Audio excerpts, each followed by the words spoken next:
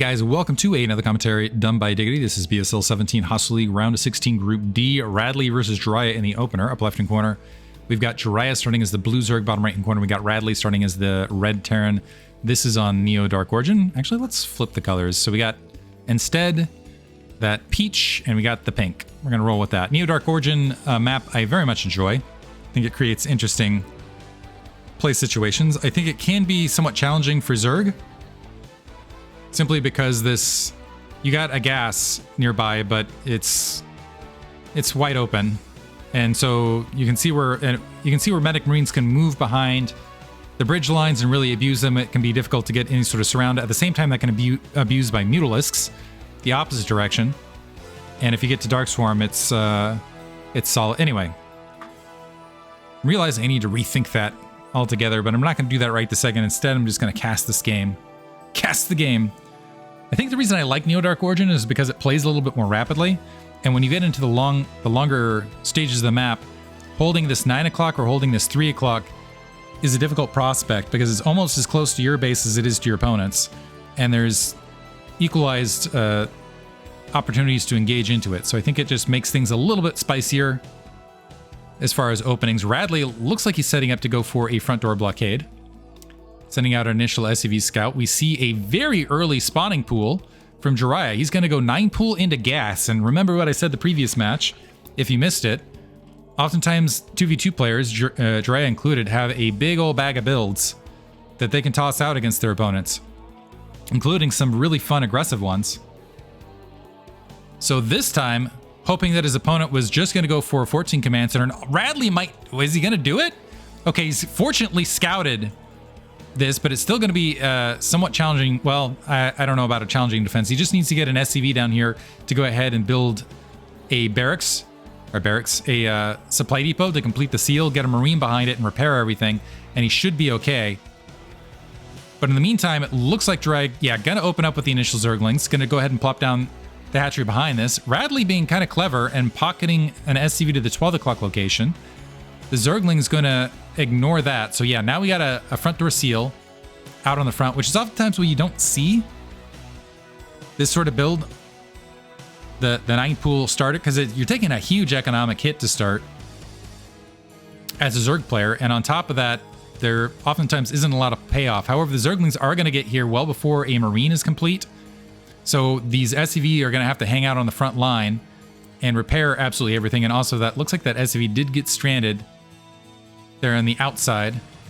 So there's a little bit of delayed mining time for Radley, but it's not, honestly, a sneaky factory got found at the 12 o'clock location. That was a nice shot, though, Radley. So canceled factory up there. But it is still going to be factory play. I missed that the gas had been grabbed in between everything else. So an initial marine is out there. This Overlord is deep in enemy territory.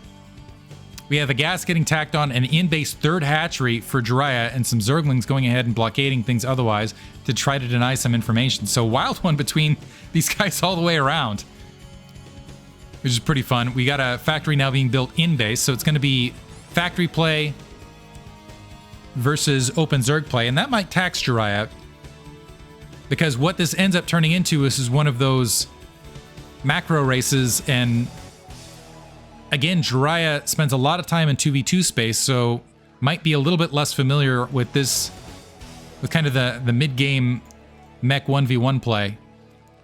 Opening up a supply block right there after a bit of chaos. Going to go ahead and open Hydralisk Den rather than going for hatcheries. So going to try to have a superior swarm of units with Hydralisks and Lurkers, which is not the worst play. It looks like it might be a 1-1-1. Oh no, we're going to see transition to Wraith for Radley. Now, sometimes Hydralisks do very well against this, and sometimes they do not. And a lot of that has to do with where the Wraith decide to engage, how far out a lot of the Overlord. And this is going to be potentially bad for JIraya. He's got at least 3 Overlords that are out in open, so that's 300 resources plus all the supply differential, and it looks like the 4th one already making its way out. Some Hydralisks are being constructed, but we'll see how effective they're going to be at defending this. Still no second command center for Radley. But also, if you just micro extremely well, the Wraith can be very, very abusive. And one problem for Hydralisks versus Wraith is contours and engagement points. And there's a lot of, as you can see, surface area where the Hydralisks can't really get in position to do anything about it. Looks like Hydralisks are starting to move forward to maybe storm the front. But this is still a full bunker, and as long as SCVs are in position, this can last not forever, but for a considerable amount of time to defend. So JIraya staging up as though he wants to go for a Hydralisk bust. But as long as some SCVs make their way out, he's going to need more than just the one SCV. But as long as the SCVs are out, that should be sufficient.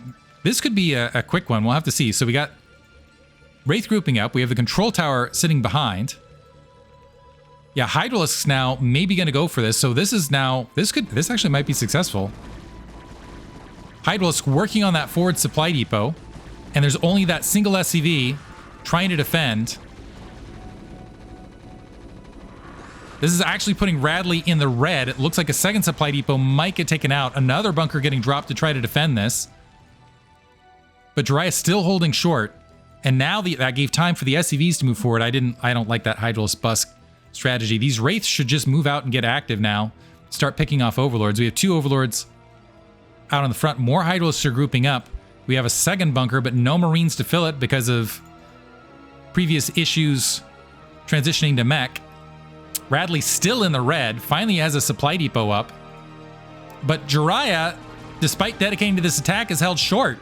So where he potentially had an opportunity to win it because he had his opponent in the red, is giving his opponent breathing room. And now the Wraith migrating their way up to the north to get some damage done. So Hydralisk's working on the barracks here, and Wraith starting to annihilate the drones in the backfield. And it looks like, well, the SCV's not able to repair that bunker, so the Marines are dead. So now we're seeing a base trade situation. And that should definitely be in JIraya's favor. SCV's trying to hold the line. That's gone.